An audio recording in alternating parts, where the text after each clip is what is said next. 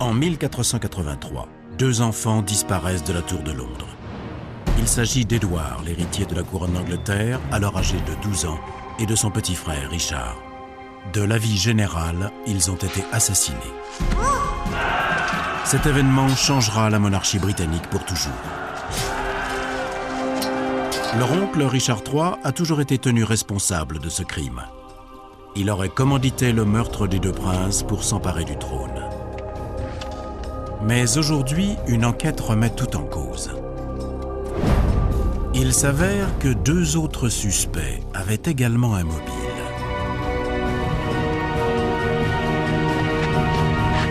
Rouvrons l'histoire classée d'un infanticide royal.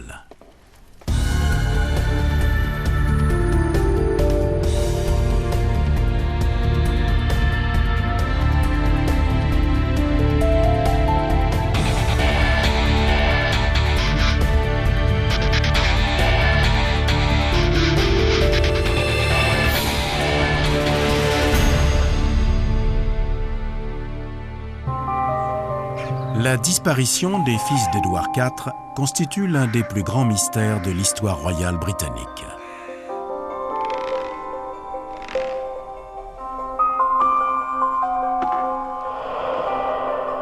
Richard III est mort depuis à peine 3 ans lorsqu'on se met à l'accuser du crime.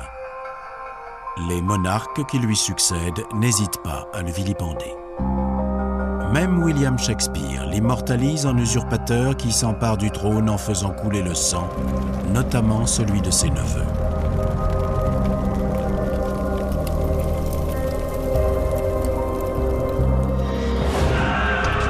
Mais à en croire les historiens contemporains, ce n'est pas un portrait très fidèle.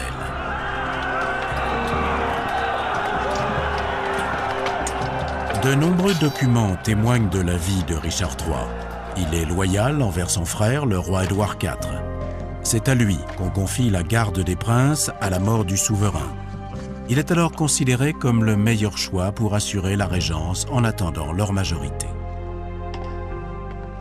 Il n'a rien du bossu estropié qu'on a décrit, et il n'est pas seul à avoir pu souhaiter la mort des deux garçons.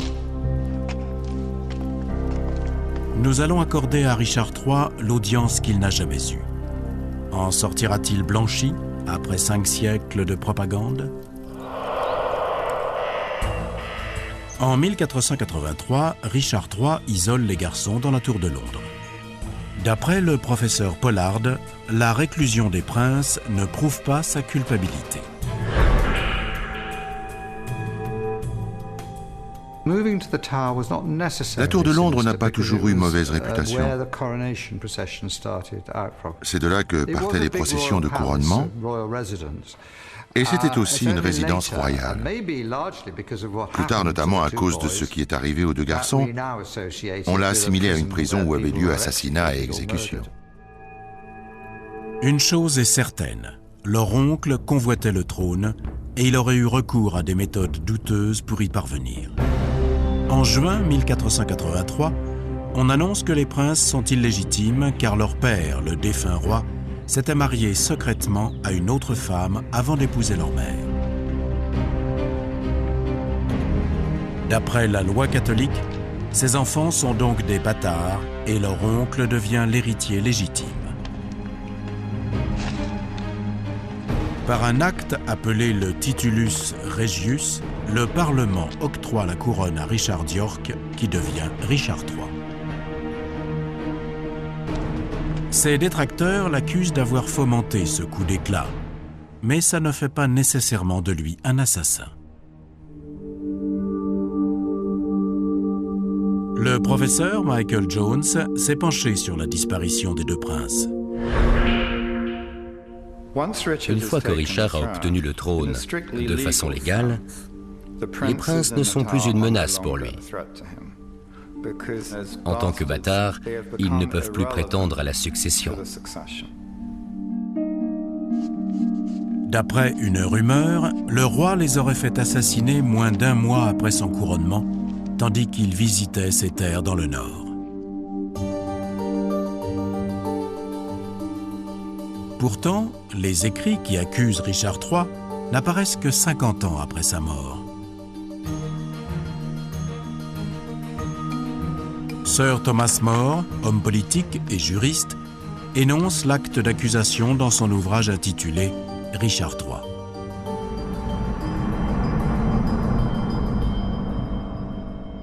Linda Pigeon est spécialiste de l'histoire royale britannique. Elle a étudié cette prétendue biographie. À en croire la théorie compliquée de Thomas More, Richard III souhaitait la mort des princes. Et là, quelqu'un lui aurait dit « Je sais qui peut vous aider ». L'assassin potentiel est un certain James Tyrrell, loyal serviteur de Richard III.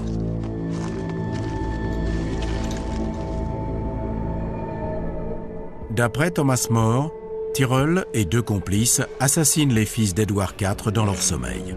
Ce sera la thèse retenue par Shakespeare dans sa tragédie.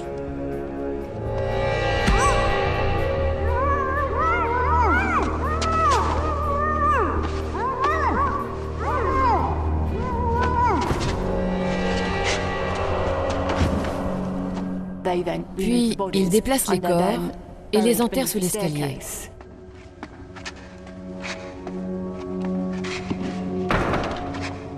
La version de Thomas More accuse clairement Richard III. À la bibliothèque d'Eton, le professeur Julian Luxford a découvert un document qui semble étayer cette version.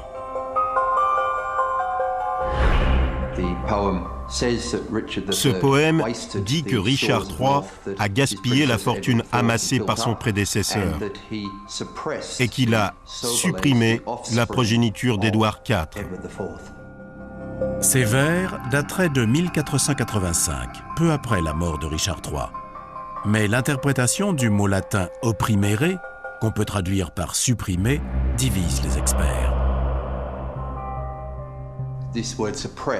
Le terme « supprimer » était aussi ambigu à l'époque qu'aujourd'hui. Ça veut dire tout et n'importe quoi.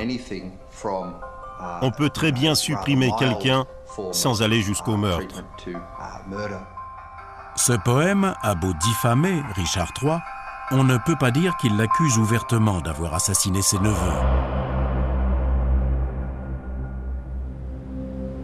Une découverte faite par hasard dans la Tour de Londres tendrait même à l'innocenter. À l'occasion de rénovations en 1674, des ouvriers découvrent 2 petits squelettes. Comme dans la version de Thomas More, ils ont été enterrés sous un escalier. Une plaque commémorative marque aujourd'hui cet endroit. Pourtant, la plupart des historiens doutent qu'il s'agisse des ossements des 2 princes.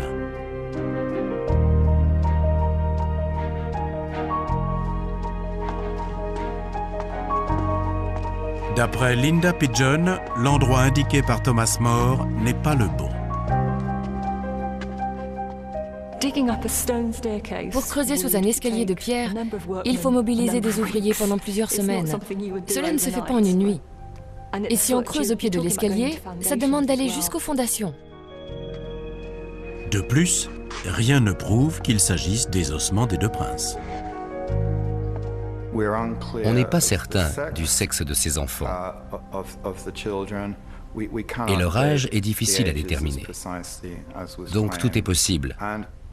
Ce sont soit les squelettes des princes, soit ceux d'autres enfants. S'il s'agit des princes, cela accrédite la thèse de Thomas More. Mais la famille royale actuelle refuse qu'on pratique des analyses sur les ossements.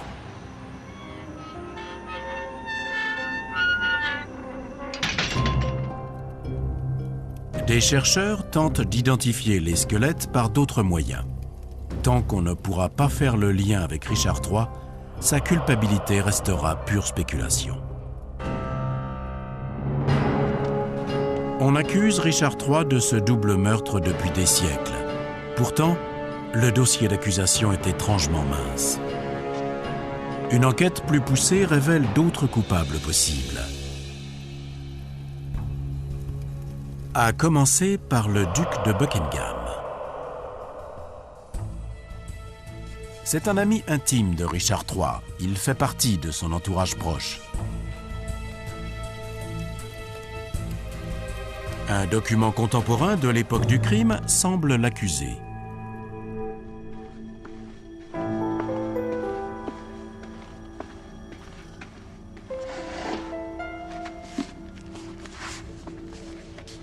Peter O'Donoghue est le gardien de manuscrits parmi les plus précieux d'Angleterre.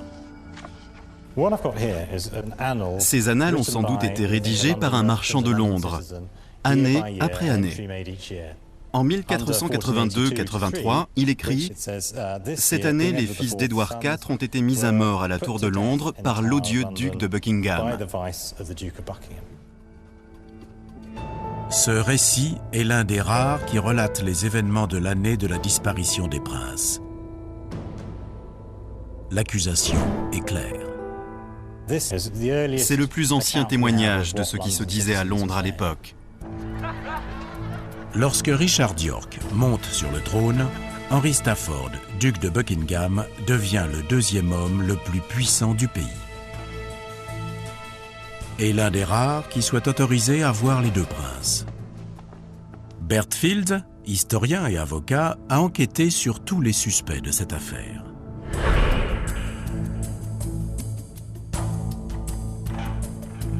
Le duc de Buckingham, premier père du royaume, était un homme instable, méchant et très égoïste. Je pense qu'il enviait Richard d'être devenu roi parce que lui-même avait des chances d'être couronné. Descendant d'Édouard III, il peut prétendre au trône, mais pas de façon aussi directe que Richard d'York. Il a un comportement imprévisible et c'est peut-être simplement quelqu'un de très instable. Cela dit, il est possible qu'il ait eu une idée derrière la tête, s'emparer de la couronne par exemple. En tant que bras droit de Richard III, le duc de Buckingham est toujours à ses côtés. Mais quand le roi se rend à Oxford, peu après son couronnement, il n'est pas sur la liste des accompagnateurs. S'il est resté à Londres, il n'a eu aucun mal à s'approcher des deux jeunes princes.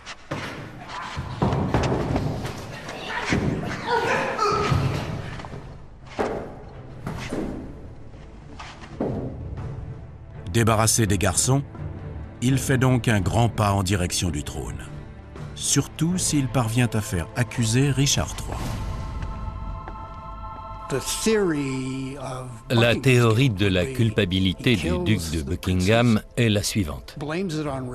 Il tue les princes et il accuse Richard III du crime dans le but de le détruire. C'est une thèse tout à fait plausible, connaissant son caractère névrotique.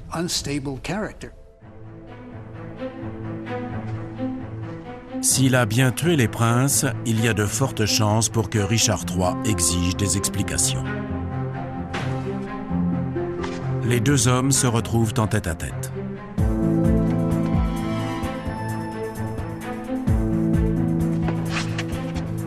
Ce qu'ils se disent restera un mystère. Toujours est-il que peu après, le duc de Buckingham lance l'offensive et trahit le roi. J'imagine qu'il comptait s'emparer du trône. Pour cela, il a besoin d'un allié. Le duc se tourne alors vers l'autre suspect du meurtre des princes de la Tour de Londres, Henri Tudor, le futur Henri VII.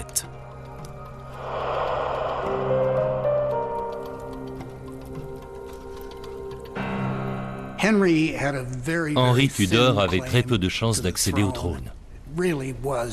Quasiment aucune, selon moi. Il descend d'une lignée féminine interdite de succession. Ses chances sont faibles, mais il est très puissant. Henri Tudor appartient à une famille très influente. Il peut mobiliser une armée en très peu de temps. S'il soutient le duc de Buckingham, c'est parce qu'il veut monter sur le trône. La rébellion est un échec. Richard III ordonne l'exécution du duc de Buckingham.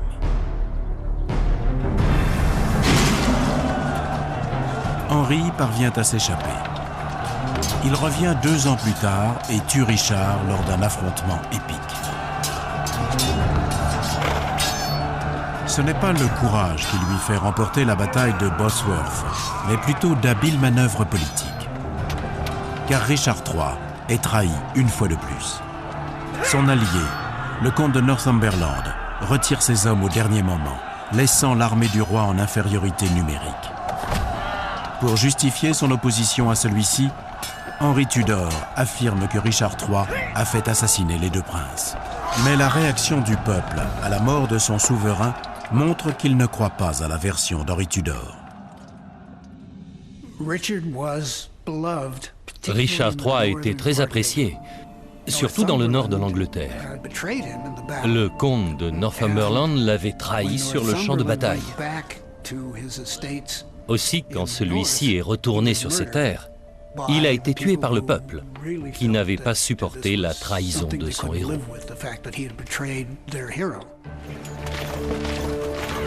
Débarrassé de Richard III, Henri Tudor s'empare du trône et devient Henri VII, premier souverain de la dynastie des Tudors. Il avait déjà renforcé son pédigré royal en promettant d'épouser Élisabeth d'York, sœur des 2 princes. Ironie de l'histoire, cet acte révoquait leur illégitimité et leur redonnait droit à la couronne. S'ils sont illégitimes, alors la femme d'Henri VII l'est également, et par conséquent, il n'est pas vraiment le roi. Donc son seul recours était bien de les tuer. Henri avait très bien pu préméditer le meurtre des 2 princes.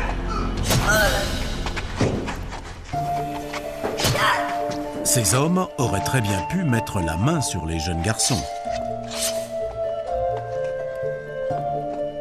Pendant tout son règne, Henri VII se montre impitoyable.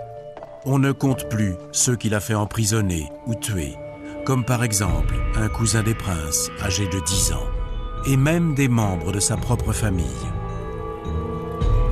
Une fois l'avenir des Tudors assuré, le nouveau roi se met à réécrire l'histoire en détruisant certains documents.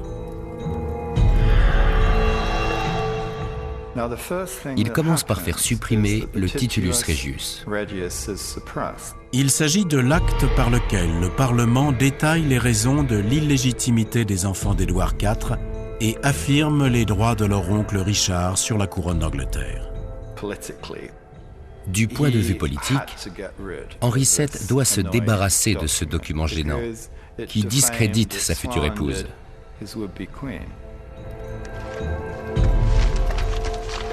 En réhabilitant son épouse, il relègue du même coup Richard III au rang d'usurpateur et de bouc émissaire du meurtre des princes.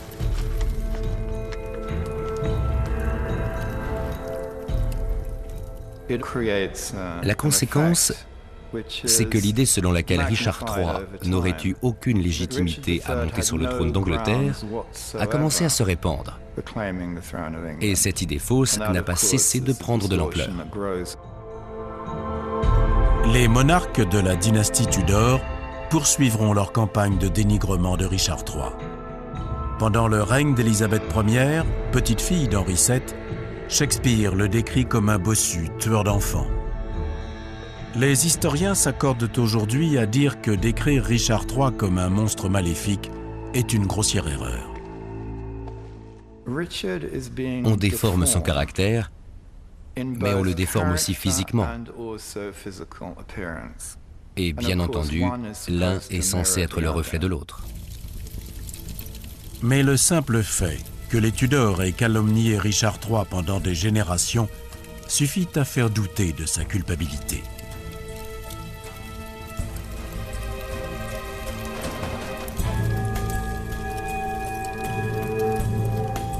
Il n'y a pas de preuve qu'il ait fait assassiner les 2 princes.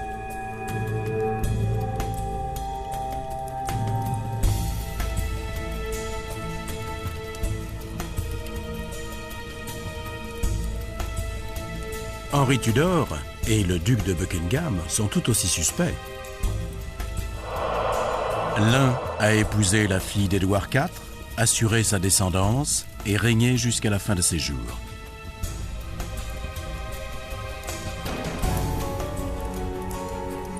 L'autre visait la couronne, mais ne parvint jamais à ses fins.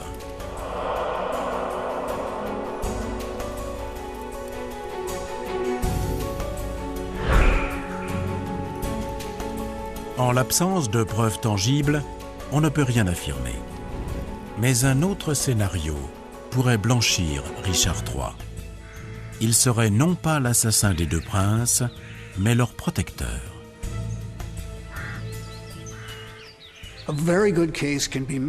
Il est très probable que Richard III ait envoyé les princes en Europe, chacun de leur côté. Pour garantir leur sécurité sans renoncer au trône, il a tout intérêt à les cacher. Il a dû leur raconter des choses pour les dissuader de révéler leur identité, parce que ça aurait pu les faire tuer. Le roi les a sans doute séparés pour les empêcher de parler. Il est possible qu'on leur ait dit « Ton frère a été assassiné, alors surtout pas un mot ». Deux soulèvements ont lieu après la mort de Richard III. Ils sont menés par des hommes qui prétendent être les princes de retour d'exil.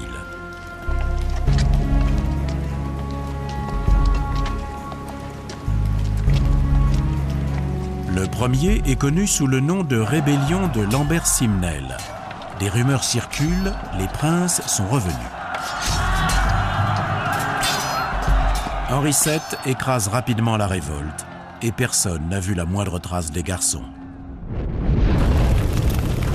8 ans plus tard, en revanche, la seconde rébellion fait vaciller la monarchie. Vers 1490, à la cour de Bourgogne, un homme prétend être le plus jeune des deux princes de la Tour de Londres, Richard, le duc d'York. Henri VII contre-attaque en affirmant que cet homme n'est qu'un roturier nommé Perkin Warbeck. Mais il est loin de convaincre tout le monde. Ce prétendant, s'il s'agit bien d'un prétendant, et les soulèvements qu'il a provoqués étaient tout à fait sérieux. Perkin Warbeck a le soutien d'un grand nombre de partisans. Marguerite, troisième sœur de Richard III, Charles VIII de France, le roi d'Écosse et même l'empereur du Saint-Empire romain germanique. Il avait des soutiens en Angleterre. Le plus inquiétant pour Henri VII, c'était William Stanley, son propre chambellan. Un jour, quelqu'un entend Stanley dire qu'il s'alliera à Warbeck s'il s'avère qu'il est bien le jeune prince Richard. Ces paroles ont suffi à envoyer William Stanley sur le billot. C'est bien la preuve qu'il dérangeait. Henri VII a fort à faire avec les partisans de Perkin Warbeck. Mais en 1497, alors que ce dernier prépare l'invasion de la Cornouaille sur la côte sud de l'Angleterre, il est capturé et conduit à la Tour de Londres. Il finit par avouer qu'il n'est pas l'un des deux princes disparus.